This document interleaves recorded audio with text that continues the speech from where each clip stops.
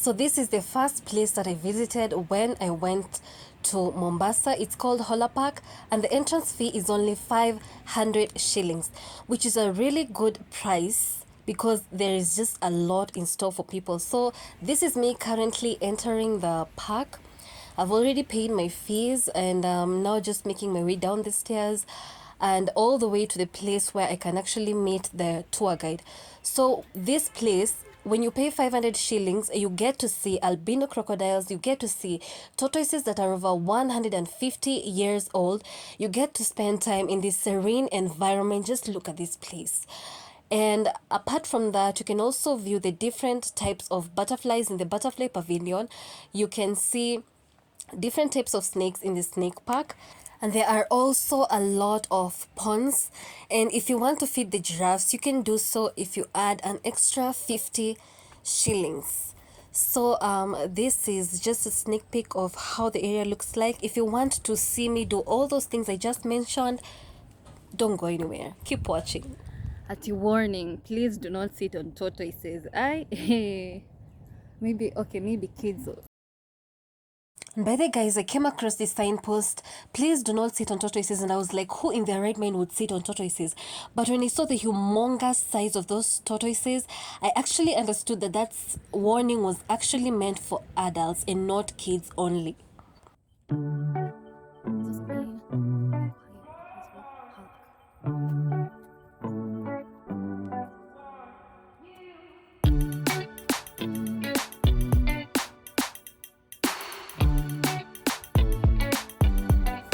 One is over there. One is basking there. Where? Oh, yeah. Oh, okay. What? This one. Where is The the albino? crocodiles here. Is it the albino? No, these are not albino, David. So what do you feed them? What do you feed them? They're skinny Snail. for making leather material. They've been imported. Yeah. They are not So Kenya Nile from crocodiles, Tanzania. they only thrive in here in Kenya. So you can't find Nile crocodile in the ocean. That's one thing you should know. This is fresh water, right? Yeah, our water here is brackish. The water here is brackish. Brackish, yeah? Yeah, the percentage of salt is very minimal, around 7% there. So where do you get your water from? It's underground. Underground. We are close to the water table. So with them, they are cold-blooded. That's why you see some are basking. And again, so they are cold-blooded. They are cold-blooded. Yeah. So they lay eggs. So they normally burrow holes on the ground there and lay their eggs. So the boat there is used by those who come and collect the eggs. Yeah, so I've What do you answered do that with question.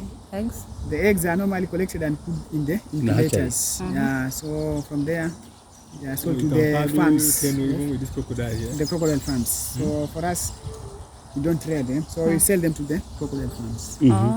How many in Mombasa? Yeah, we have the one, the Kaale himself as a crocodile farm, the founder of this. Of this, You sell to any. So now No, not to anybody. No, for you to buy, we know it's with KWS. So you remember na KWS. So we sell to the Kaale. The Kaale is the one who normally takes the eggs to the crocodile farms. Yeah, not to anybody else. The eggs, hey. Oh, see fish. It's catfish.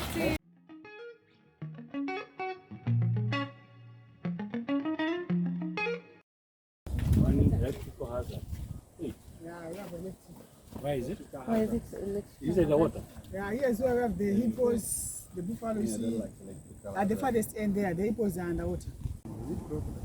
Oh, over there, like this. You just can see the nose. Yeah, the nose. So for now, you're not able to see them. Hippos are not there. So here you have crocodiles and hippos inside here.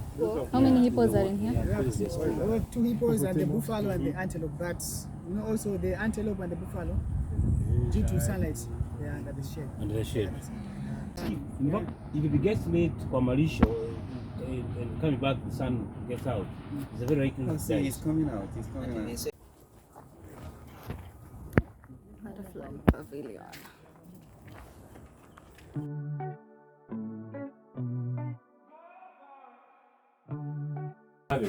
So with the ones that have been here, those are the species of butterflies that we create. So each and every new species we have to pin it there. To have a history. You have to keep Okay. it. Yeah. Not with me, just with You have kids. yeah, with butterflies. In fact, with butterflies, they've got a very short lifespan, 30 to 40 days.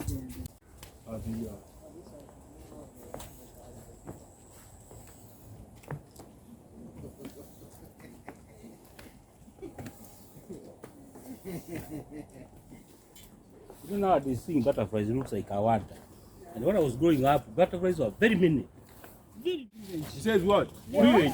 Waterbuck. So it's not haiwezi kaumiza human. No harmful. No, you should just keep distance from them, but the waterbucks are here. You see the water? Waterbucks, it's an antelope, waterbuck. WATERBUCK and So while we were still doing the tour, I saw this really huge tortoise and I could not believe it. I just had to stop and take a pic. Just listen to my initial reaction. Tunasema, we'll come back here. No, what is this? I've never seen a nini this big. What? I'll the tortoise. Now they're not even surprised. I think wameshaiona hivi. Yeah, This is a big the one. tortoise now, it's over here. Is this harmful? No, How old is this and how much does it weigh? This one can weigh up to 250 kilograms. Okay. Lifespan is 200 years. 200 And years. this one is almost 120 years now. So we have the oldest one, 150, but it's in the orphanage. The ones in Seychelles are 400 years. The one Yes. in Seychelles. in Seychelles. Yeah. But they never say that we want to go to giraffe feeding. Wow, this is like a stone. It's very hard. It's more than a cow, a coral. Yeah. Sasa hii inabaki Taking a photo. the same. Why are you scared of a tortoise? So this is probably one of my most favorite parts of this tour. I got to feed the giraffe and all I had to do was just pay 50 shillings for the pellets. Anza countdown hapa juu. You want a video or So, video? so feeding the giraffe feeding. Yes? Yeah, they do it. Yeah. Are they allowed to give them? No, you are not allowed to feed the monkeys. Yeah, we only feed the giraffes. But when it falls, Yeah, when it falls, the monkeys do our cleaning here. So, Monkey pia zinakula. Yeah, they do eat that. Imeisha. So that's a Rothschild giraffe. How old is this one? With the age, with giraffes, no, the lifespan of a giraffe is 24 years now. But with these ones, below, all of them are females. So after feeding the giraffes, we went to the snake park and saw many different types of poisonous and non-poisonous snakes. Here's just a sneak peek of some of the snakes that we saw.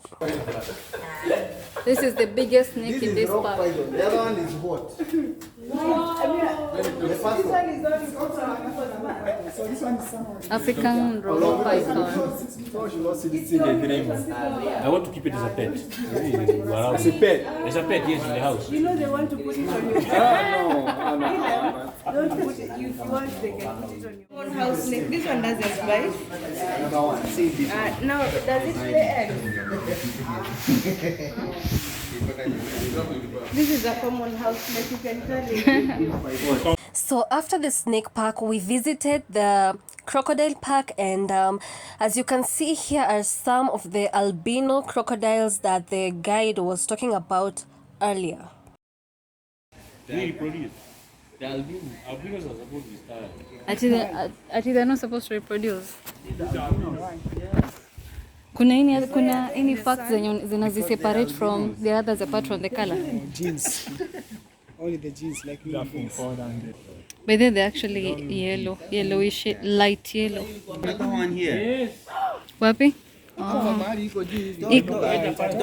Don't put your phone inside so that it will not fall. It's your phone that I'm putting. It's not my phone. And of course, I had to take some pictures and videos with the tortoise because this was the first time I was actually seeing a tortoise that was 150 years old and was this humongous.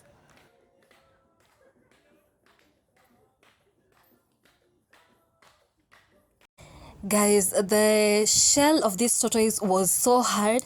In fact, I personally believe it was harder than a stone. And of course, I was tempted to touch its head, but I was also wary of the strong jaws.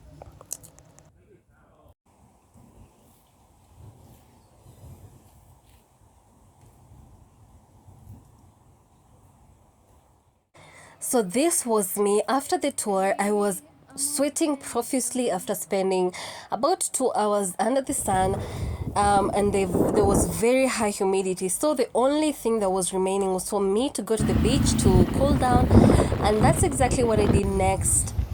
After the tour, I went straight to my hotel room, changed, and got ready for the beach.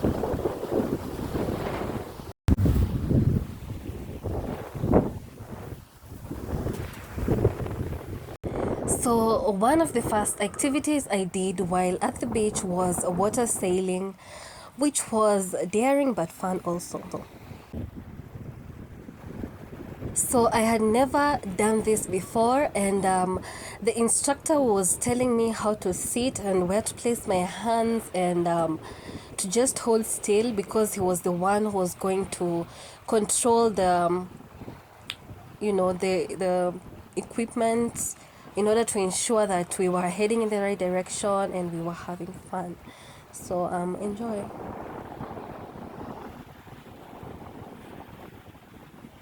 So at this point, to be honest, I was a little bit shaky, I was a little bit scared, and I was holding on to this boat for dear life, because like we were heading deeper into deeper waters, and I had not done this before, but it was actually fun, and I'm glad I did it.